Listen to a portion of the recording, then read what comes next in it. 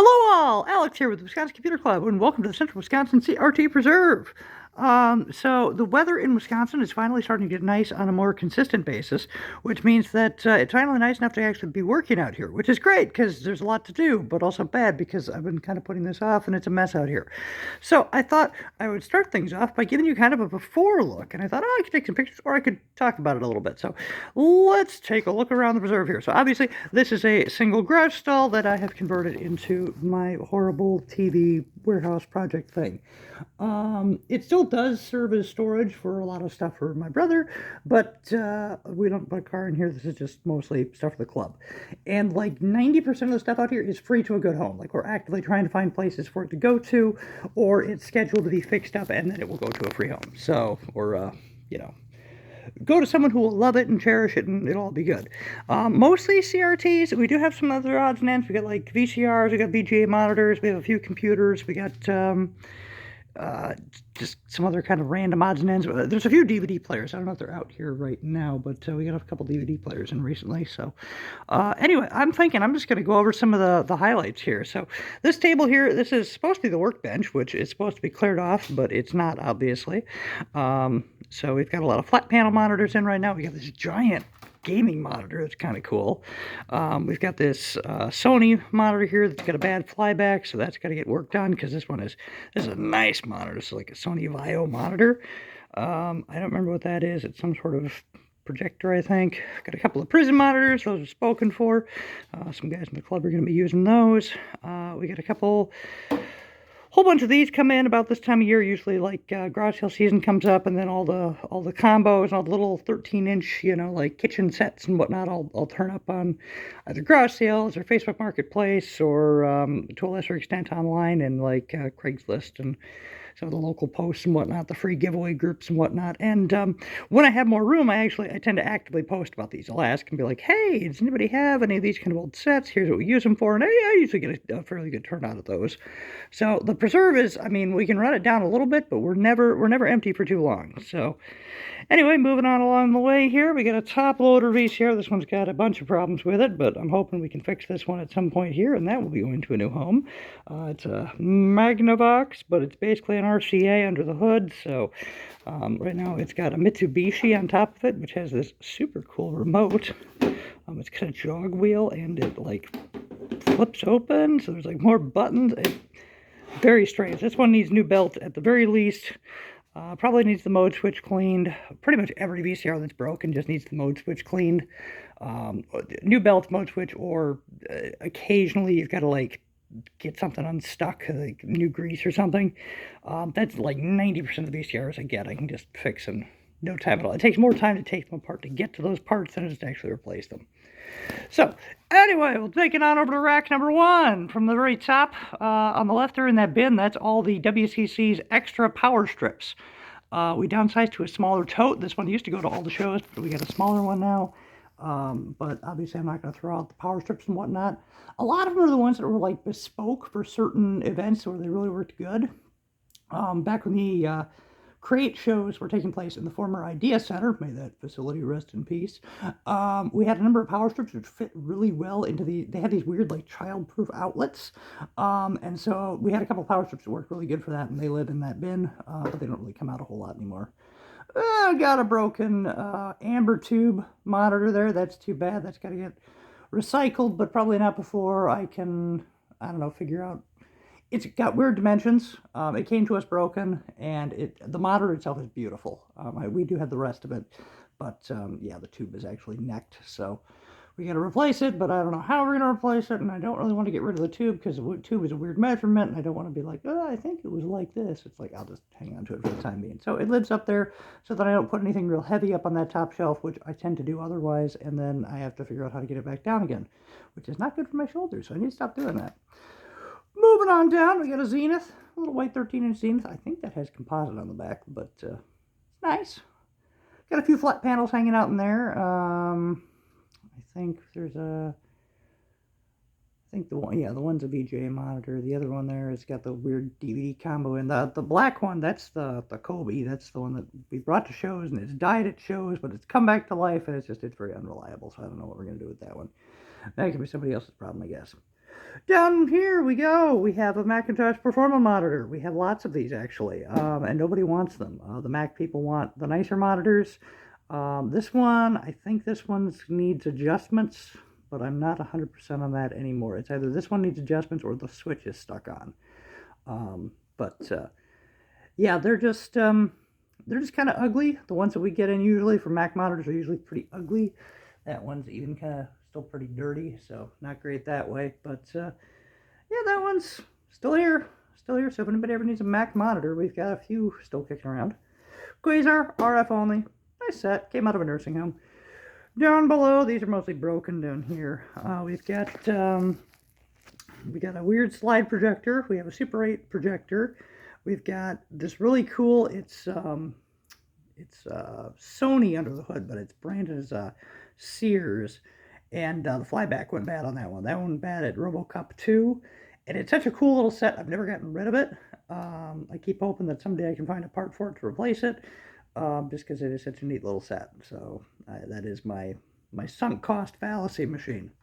Further down, we've got the green monochrome composites. It's a Magnavox monitor. I think that one works.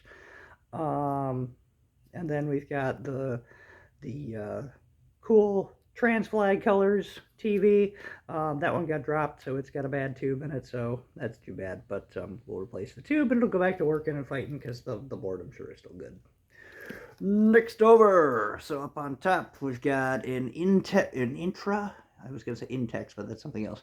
An Intra monitor. That one's that's just a SVGA monitor. It really makes a lot of noise when you first fire it up, but it runs okay. So, it's a little. I guess it's kind of borderline that way, but it's got a cool look. If nobody saves that one or uses that one, I'll probably find some use for it in the fleet.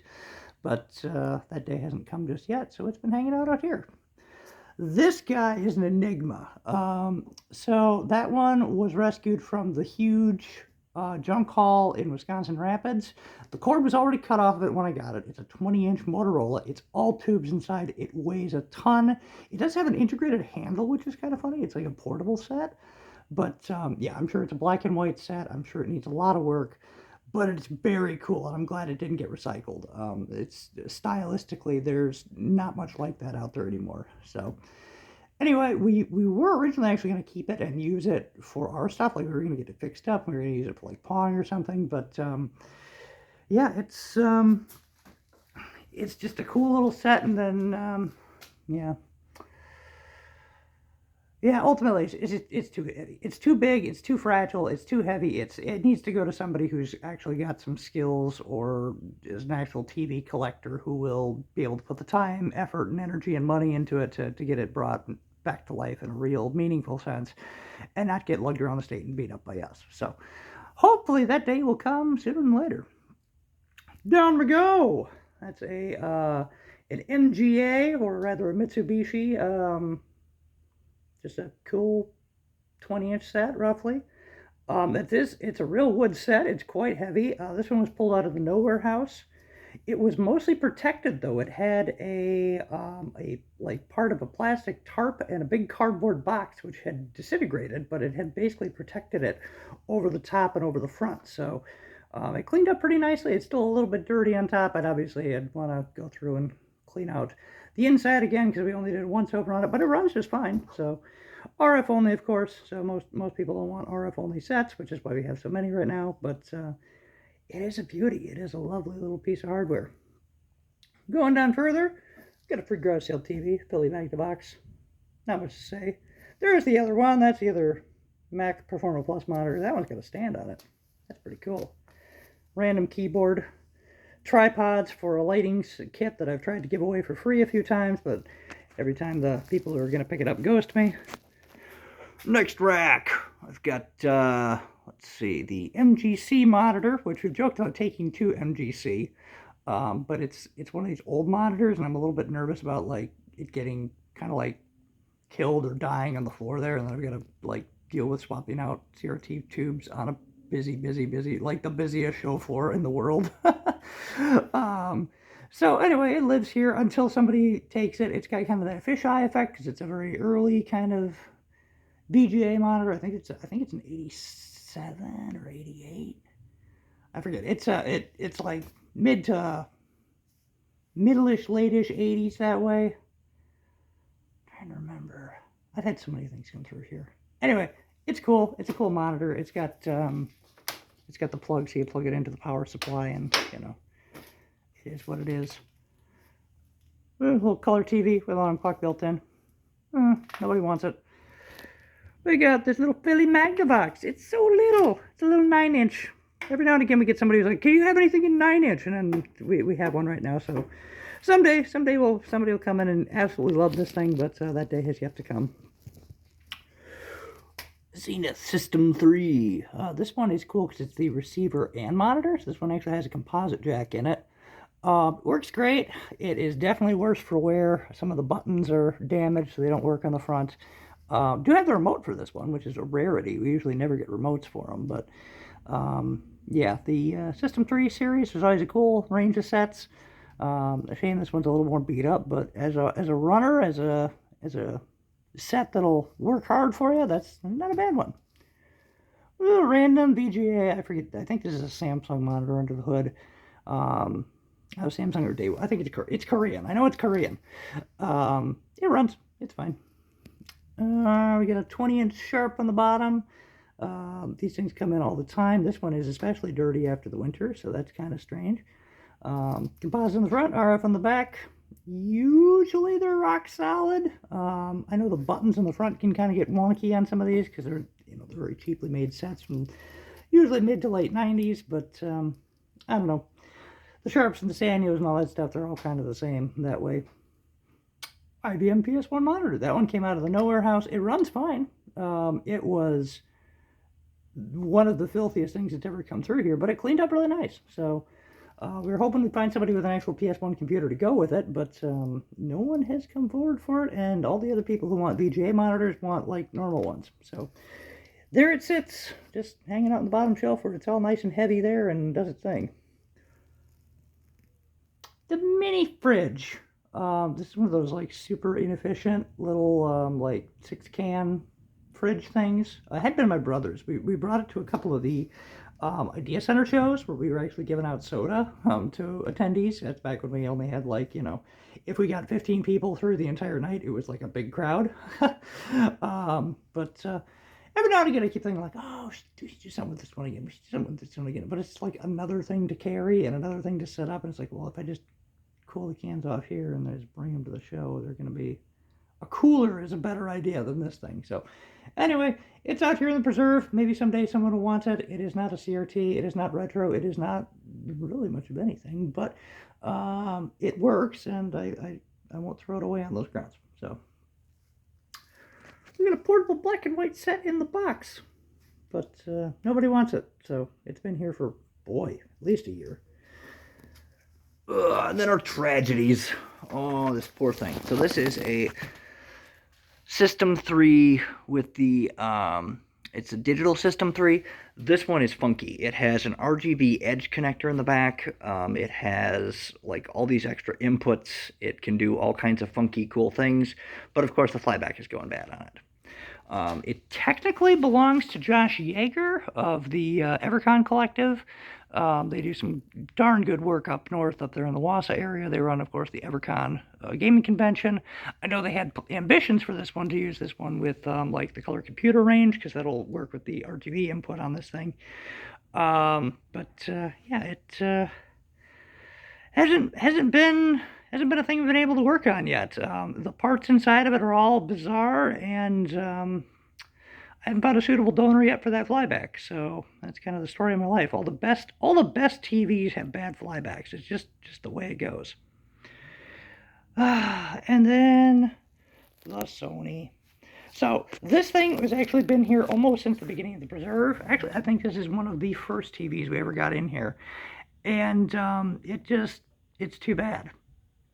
It's a 79, it's a KV 1941R, it's RF only, it is super cool. I mean, the styling is amazing, it is all real wood, it weighs a ton, it's got the little door, It's for all your fine tuning. It still has the tool inside, and it'll use either the infrared controller or the actual clicker. It'll listen for it.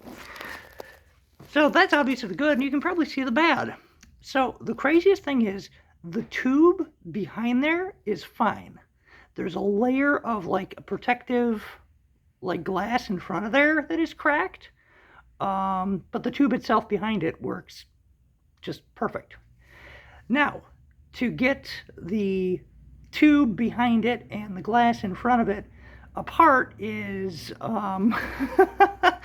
that's a trick. That's a real trick if you want to do that, and a trick that we cannot I certainly don't have the gumption to do. Taking one of these things apart is an absolute nightmare, and getting the glass separated because they're like glued together, I don't even know if I'd be able to do that safely. This is definitely a pro grade kind of piece of work to do that way.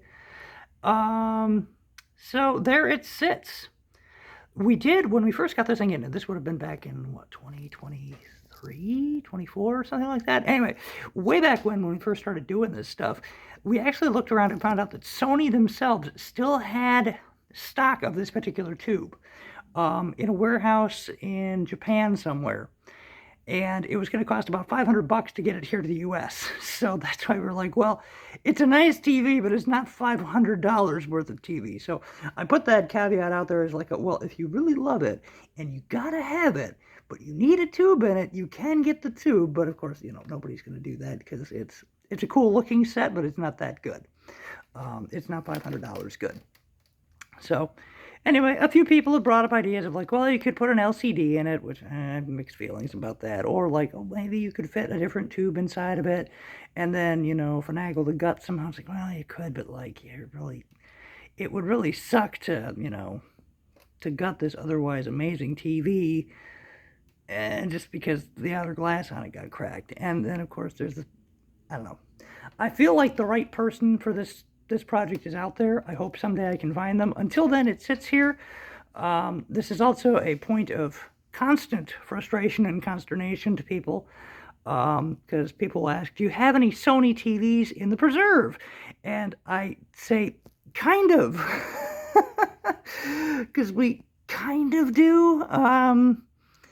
But yeah, no, the most of the things people are after, when people reach out to Preserve, they want Sony Trinitrons. They want like a 20-inch Sony Trinitron that's like perfect and flawless, or they want like the really nice 32-inch HDMI ones. It's like we don't get that kind of thing in here, or if we do, it's very, very rare.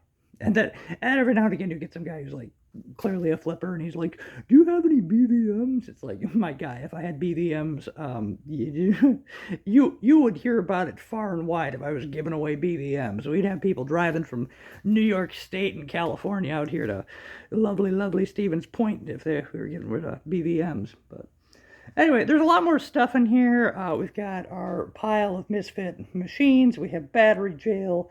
We've got the guts of a Macintosh iMac G3. I've got more flat panels. I've got this huge thing, but this is almost 20 minutes. I think this is plenty. You've kind of seen what the Preserve is and what it does and how it functions and the mess that I have to clean up yet. Because, yeah, there is a lot of stuff that needs to get cleaned off here. Because my goal is I want to get everything on the floor, off the floor, and into some sort of storage. So I think we're going to get that new rack going that way, so that'll get a few things off the floor. Some things can go into different kinds of storage, and hopefully, once I get some pictures of a few things, I can get rid of a few of these TVs in earnest to collectors or game enthusiasts in the area who may not be aware that we're here. Anyway, I will stop rambling. Thank you all so very much for watching. Have a tremendous day.